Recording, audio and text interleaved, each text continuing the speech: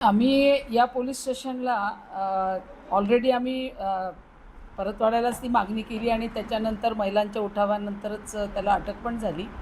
आत्ता आम्ही चांदूर बाजारला एवढ्यासाठी आलो की या घटना आता वारंवार घडू नये यासाठी आम्ही आमच्या शहरामध्ये काय पूर्वसूचना देऊन प्रभागांकडनं, प्रशासनाकडनं, नगर परिषद असेल, डेपो मॅनेजर असतील, पोलीस डिपार्टमेंट असेल, ह्या सगळ्यांनी शहरामध्ये CCTV कॅमेरे लागले आहेत का, किंवा इथे स्ट्रीट लाईट आहे का, या काही छोट्या छोट्या ज्या गोष्टी आहेत, जे क्लासेस आहेत, ज्या ठिकाणी मुली जातात त्या ठिकाणी आपले गस्त आहेत का, ह्या सगळ्या गोष्टींची आज शहानिशा आम्ही या ठिकाणी केली.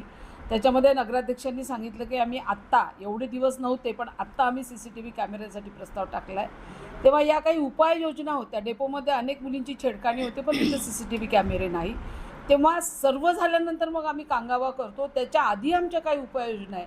याच्यासाठी आज एक आमची जबाबदारी म्हणून माझ्यासोबत सीमाताई बोके आहेत, त्या महाराष्ट्राच्या अध्यक्ष आहेत. आम्ही महाराष्ट्रावर सर्वजणी काम करतो पण आमच्या स्वतःच्या तालुक्यामध्ये काय परिस्थिती आहे यासाठी आम्ही कॉमन एका सर्व विषयावर मिटिंग लावलेली होती. त्याच्यामध्ये काही मुद्दे आमच्यासमोर आले.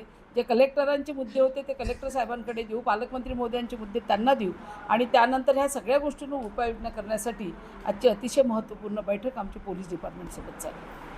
ही अतिशय खेदजनक बाब आहे, चिंताजनक बाब आहे. इतका अश्लील व्हिडिओ म्हणजे आजपर्यंत ज्याची चर्चाही आपण कधी अशी ऐकलेली नसेल, इतका अश्लील व्हिडिओ टाकण्याची ज्या मुलांची किंवा ज्या पोरांची हिंमत झाली.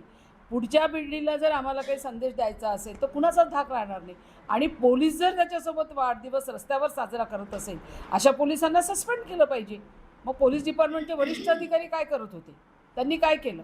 त्यांना सस्पेंडच करायला पाहिजे, दुसरं पर्यायच नाही. मी मनीष नांगलिया, नगराध्यक्ष चांदूर बाजार नगरीचे. आणि मी जे अचलपूर हे अश्लील घटना घडलेली आहे तिथे हे सगळं पाहून आम्हाला खूप जास्त हे झालेलं आहे. त्यानंतर आम्ही आमच्या पहिल्याच मीटिंगमध्ये हा ठराव पास केला की सर्वीकडे आम्ही 76 कॅमेरे लावणार आहोत आणि ते जिथे कोणतीही अशी अश्लील घटना बोललं या कुठं भानगड बोललं तर हा डायरेक्ट आपल्या पोलीस स्टेशनमध्ये सायनर वाजणार आहे आणि जाधव सरांना माहीत होणार आहे. त्या संदर्भात आपण ठराव पारित केला? हो 100% नाही झाला पण 80% ठराव पास झालेला आहे.